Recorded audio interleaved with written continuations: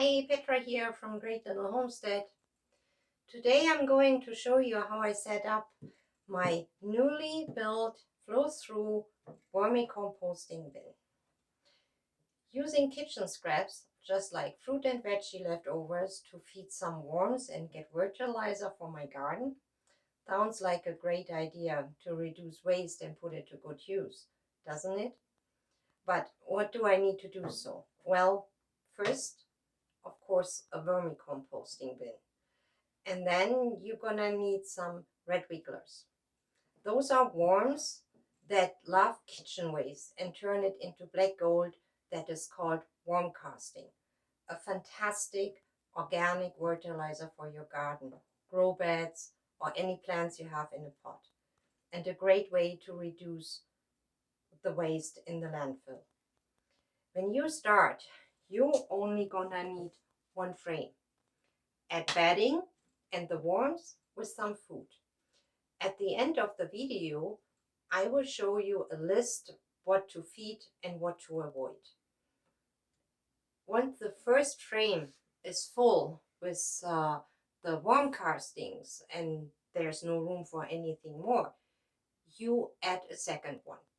Add the food to the new frame and your worms will just migrate up from the bottom to the top. Red wigglers usually live in the top 6 inches of the compost and go where the food is. After a few weeks, all of your worms should have migrated to the second frame. And once that is full, at the third one, and so on. So you can go as high as you want. It is absolutely your choice. When your worms have filled the third frame, you can start harvesting your castings from the very bottom one. Just taking it out of the tower and emptying it. I like this idea very much because there's no need to sift through the castings and find all the worms, move them to a new bin. It is very practical and time saving to not have to do that. So I would say let's get started filling the first frame with some worms so they can get started and get to work. First thing I do is, since I do have fire in here in the bottom, I want to cover that with some newspaper. Just a few layers. I have three here, 3 layers of newspaper. And just put them in just like that. It is to keep all the bedding and everything in here and the worms, so they until they produce some worm castings, then this will compact and not fall through the wire anymore. And you don't need to worry about the worms going through the wire as long as you don't have a lot of light on them. They really don't like the light and they avoid light as much as possible. So you don't have to worry about that usually.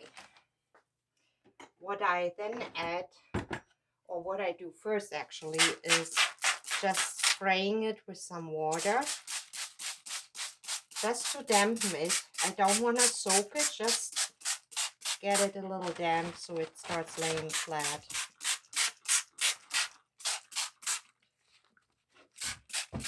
Because we're gonna add some more damp bedding material in just a few minutes.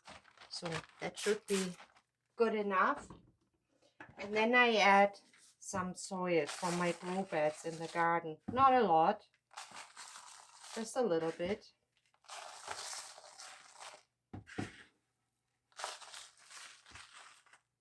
And if there are some rocks in there or anything and I see them, I already take them out, then I don't have it in the castings. The worms actually eat or go through this layer as well of soil. They need grit because they don't have teeth, so they collect some really fine sand-like earth material and use that for digestion or digesting food.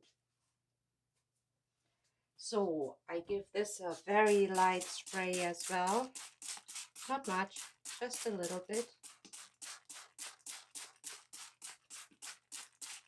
And the next thing I'm gonna add is shredded newspaper and corrugated cardboard. Just damp, so even when you squeeze it, no water is coming out anymore. You don't want this to be soggy, because when it is too wet, worms actually can drown.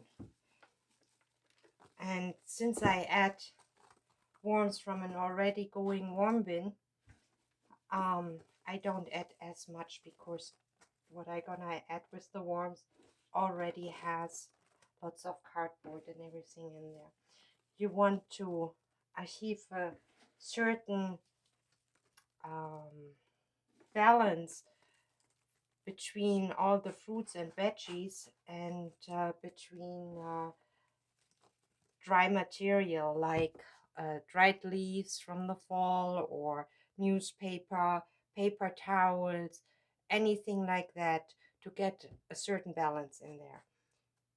What they really like a lot as well, and what they use as a grit for digestion, is coffee grounds. Your leftover coffee grounds after you brewed your coffee, just put it in here with your worms, and they're gonna love you for it. It's wonderful, and it is very good for the garden as well. So that should be pretty much it. As you can see, I have some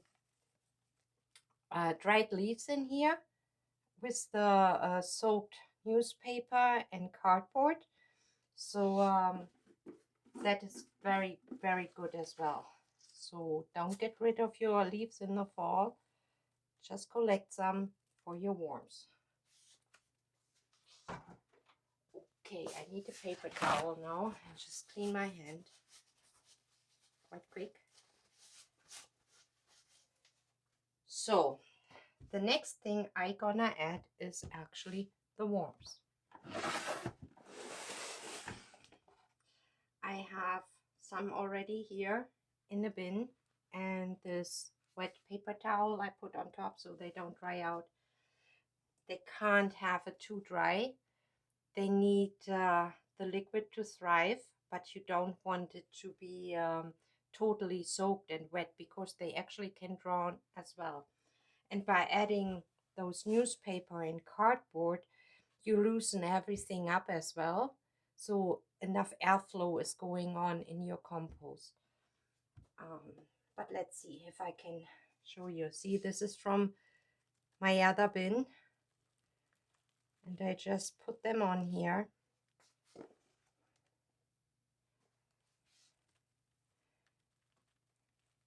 You can see, I hope you can see it, but here are already quite a few. I hope you can see them. And as you can see, they try to go through my hand, because they really don't like light. So I just gonna add more.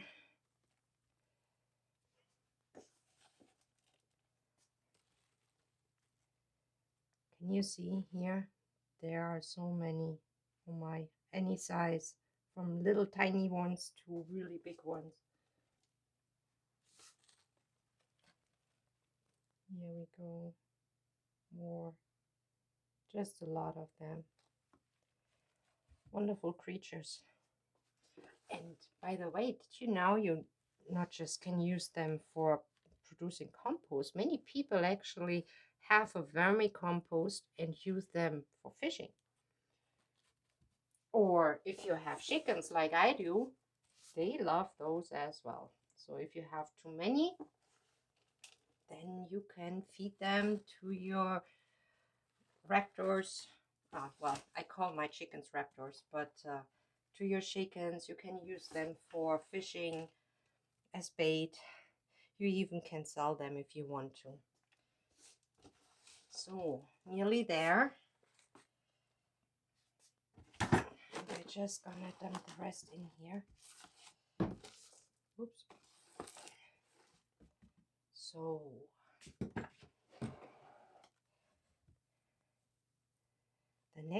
I gonna do is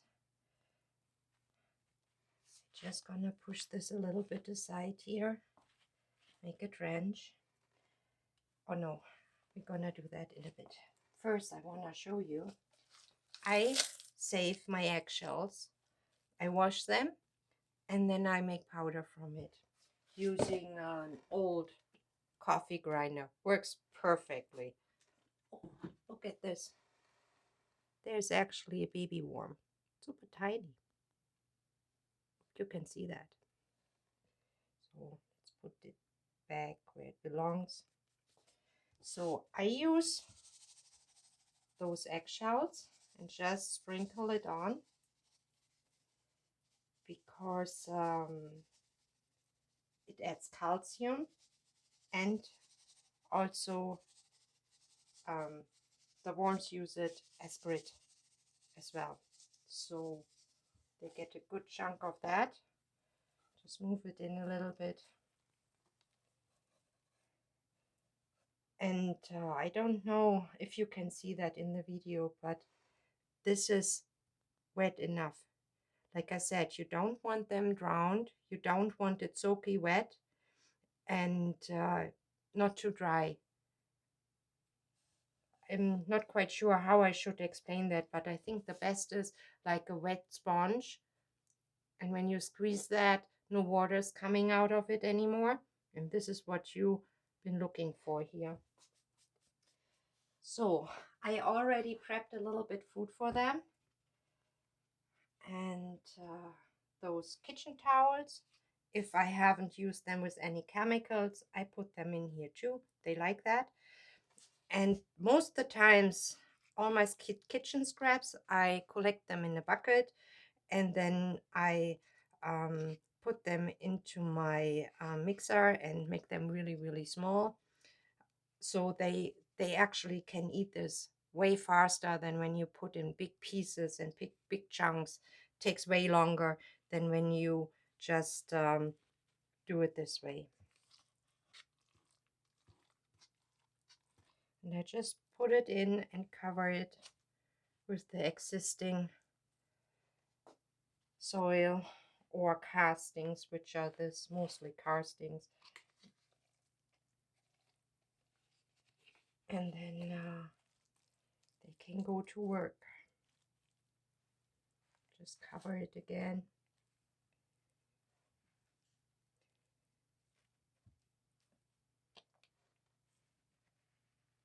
Move this aside.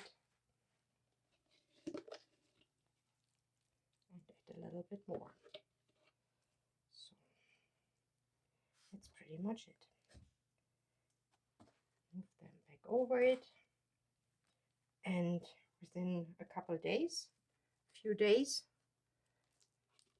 this will be all gone. So what I like to do is to keep it a little damp, I actually put some of my paper towels on top of it.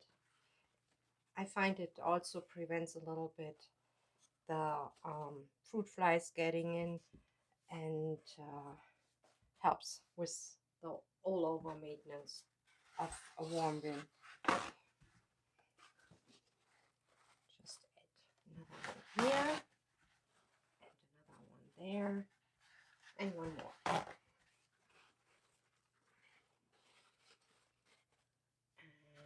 And then I spray it again.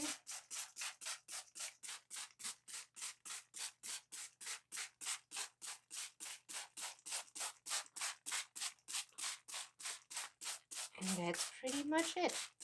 All there is to it, nothing more to do with it, except starting to feed them on a regular basis. Usually I do that once a week. That is good enough for the amount of worms I have. You have to figure that out a little bit and see what they can finish within a couple of days, and then you adjust the amount of the food what you give to them by what they process and not process, process this way. So, and then you are actually good to go. You don't want the food scraps and everything to stay too long in there, because that can start rotting and you don't want to have any mold or something like that, or it turning stinky for some sort of thing. One note on side: no meat, no garlic or onions, and no dairy products. That is not a good idea. um, it starts stinking, it starts rotting, and you're gonna attract rodents and something nobody is looking forward to.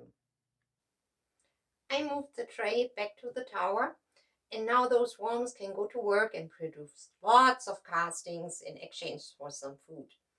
Let's cover them with a lid so no light disturbs them anymore, and they get their quiet time now. You probably have seen my little bucket under the bins. This is to collect the so-called leachate. It is not the worm tea which is used as a liquid fertilizer. There's actually a big difference between leachate and worm tea. Leachate is the liquid that collects in the bottom of your compost, and don't use it if it smells bad or any off. Best actually get rid of it. Never use it in your eatable garden or plants you intend to eat. Worm tea, on the other side, is the end result of some suspending worm castings into water, which then gets highly oxygenated, and many call it worm tea brewing.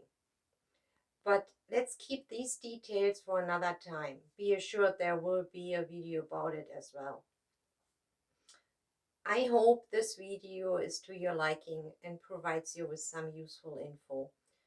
If you liked it, give me a thumbs up. You still have questions or want to leave some info, please do so below the video. It is always appreciated. And last but not least, please subscribe. It is free and you will get notified when we have a new video ready for you. The very last thing, the info I promised you about what to feed and what not to feed. It will come right now.